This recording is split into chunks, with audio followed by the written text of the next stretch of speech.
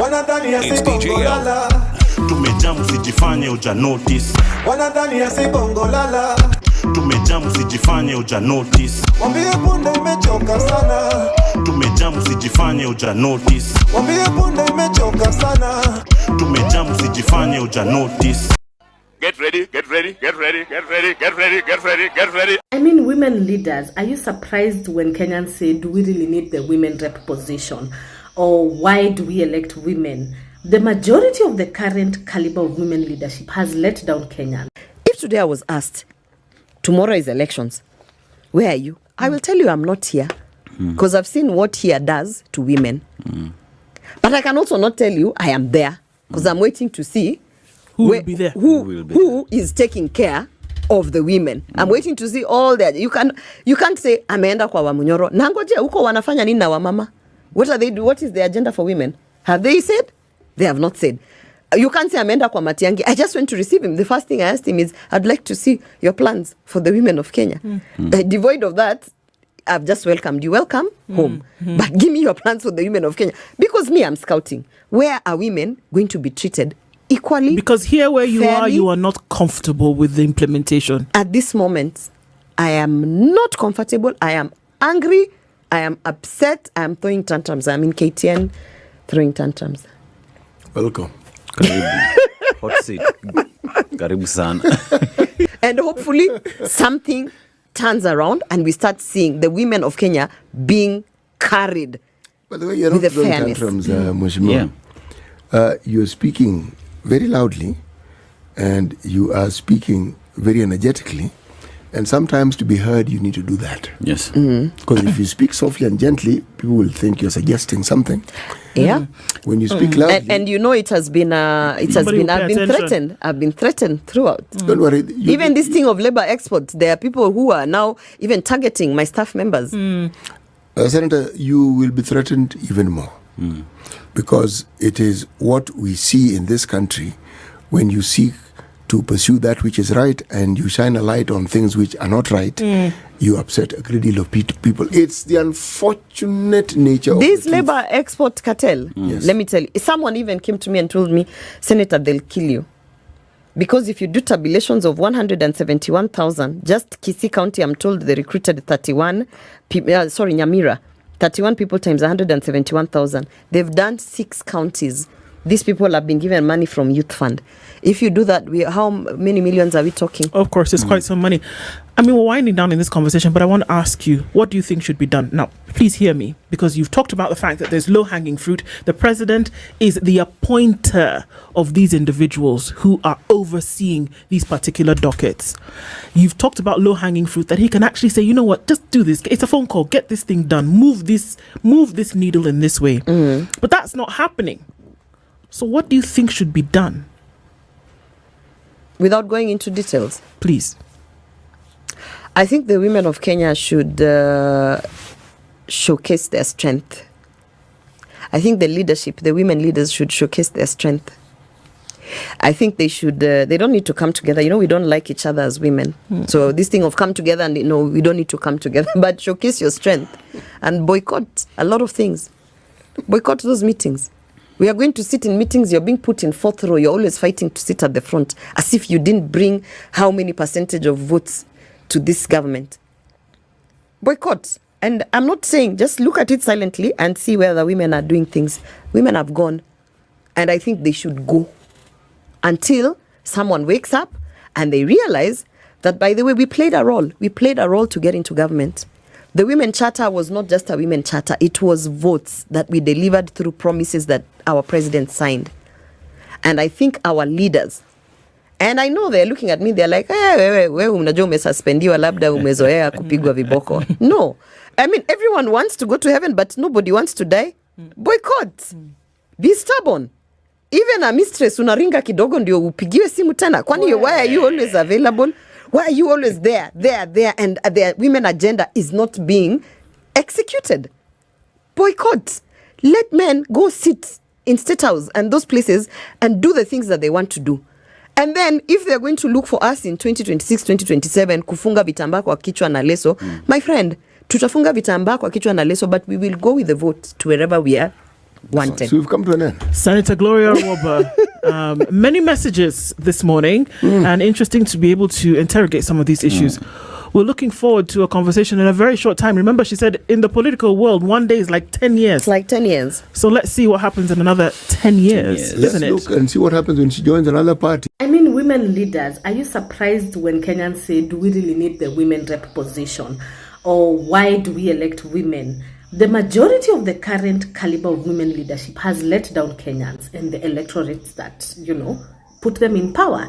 I mean, when you guys are silent, when women and children are being attacked by this current regime, what does that say about your leadership? When we're having women governors having to leave the country to go and seek medical attention outside the country because clearly the healthcare of this nation is down the drain, what does that say? When we're having women governors say there's a spirit out there to attack women leadership, and yet their CC of finance have been found with millions of money in their houses, what does that say?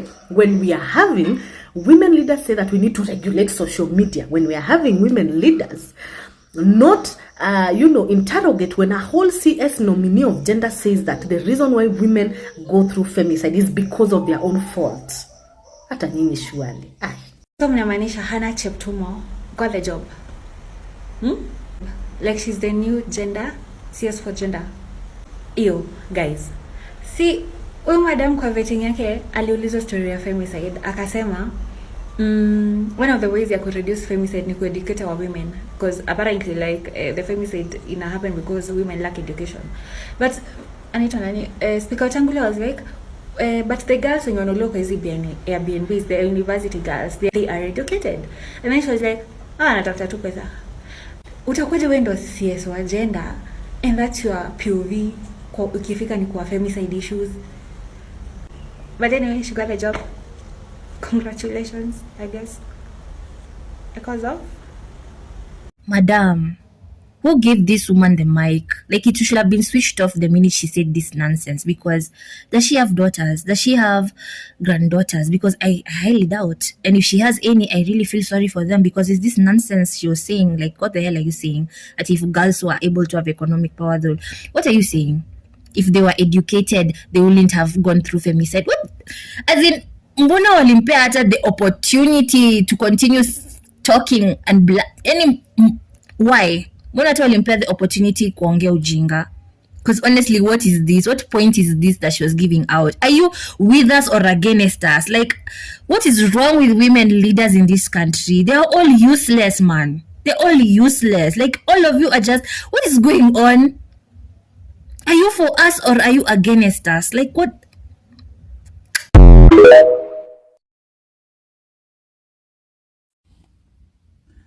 There is something about women leadership, and I would like us to have a very serious discussion. I mean, tunaweza ongea about Karen Nyamu all day, every day, but even the rest of the women, with the exception of Sige,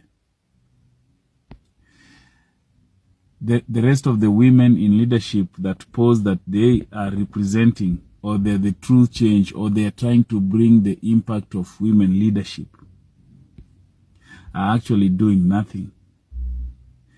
They're kind of like Karen Nyamu, but it's only that Karen Nyamu displays or puts her ignorance out there.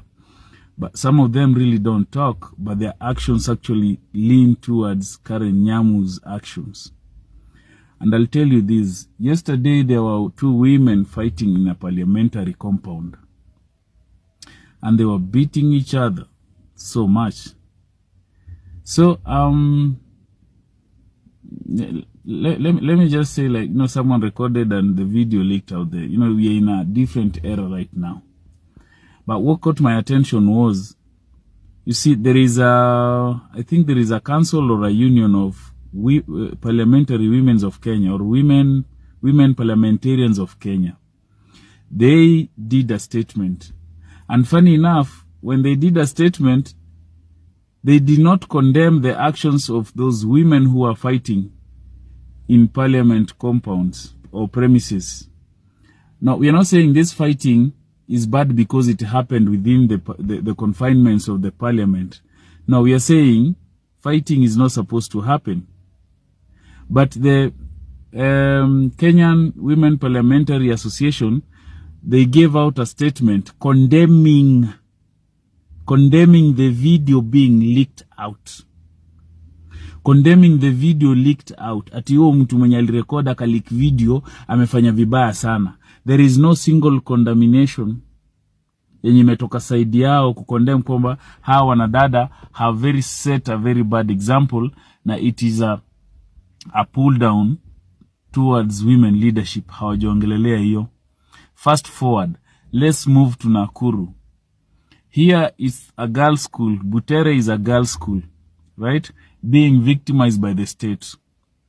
Now, Nakuru has a female senator and has a female governor. None of them have uttered a word. This whole country has 47 fucking women reps, and none of them has uttered a word. Sijui tuko na parliamentarians wangapi wa kike, right? But me niko Nairobi, and I can tell you we have a very socialite bimbo, Miguna's words, called Esther Passaris. She has never uttered a word or projected words that support or encourage or build up women.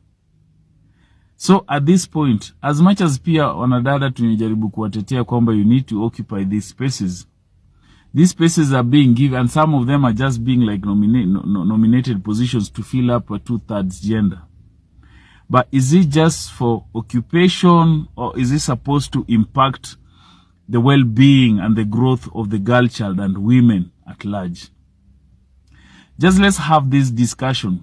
I know with this generation people are so super sensitive and all na kuna watu wataanza kuniita sijui ni misologist, ama how do you call misologist or all that. Watu wataniambia venye mimi mwanafunzi wa Amerix, but let's just have an open discussion. Na uniambie, how helpful is women leadership, not even to the entire like community or government or county, but to women, as in women empowering women, using their political positions that they are holding. For me, I'm yet to see anything positive that is supporting women. Hata nilikuwa nimesahau, the basic one was Orioba. Orioba still have billboards up there pretending that he's trying to combat menstrual shame by trying to make the sanitary towels affordable. But she's the one who is also voting for 2024-2025 finance bill that was meant to overtax sanitary towels, which would have made them to be extremely expensive and less affordable to majority of the women and our young girls who actually already have a problem of accessing them. Let's have a discussion. Mimi na homa yangu tumeshindwa kunyamaza. It's like the caliber of women that are in this government and the ones that are being sourced to be brought in, ni kama wote they are cut from the same cloth. It's like unangopanga tu kufikira, apply tu ka wisdom kadogo. It doesn't require a degree to use your brain. Ni kama thinking to them is a very hard task and they can't just fathom how to do that. The way that lady was answering those questions, that nominated CS for gender, and that is the person you want to give that seat to. Yani mkazurai Kenya mzima mkaona that would be the best person suited for that job. Is this the equality that women fought for? Na vile ilipiganiwa. And then this is what we are getting. These are the people that are now representing us. This is just a big joke. Do you know the rate of unemployment in this country right now? Wavinyandati kublame Shetani on the rise in femicide and on the rise on the attacks on women in leadership generally, the governors, the women MPs, blah blah blah, is diabolical.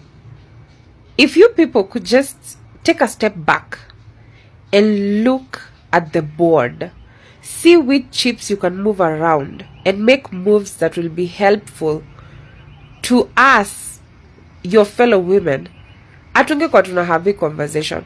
But you're just there sitting pretty and doing nothing. Femicide is on the rise. Hamsemi anything. Watoto wanakuwa forced into early marriages, hamsemi anything. Wasichana wa wenyewe wanaripiwa huku nje left, right and center. You're not saying anything, you're just quiet. And then when we come for you and we call you out by your names, you're blaming it on Shetani. Are you even listening to yourself? For a learned woman, una blame Shetani for your shortcomings. Oh, Maraga is weak, is not charismatic. Okio Mtata is weak, is not charismatic. That is Ruto and the system way of making us to choose bad leaders. No, we are selecting and electing the best. You like me, why them a fight me? You like me, chewing a bone, a bite.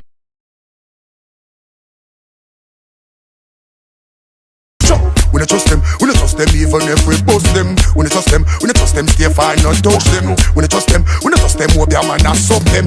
Informer me say you must them.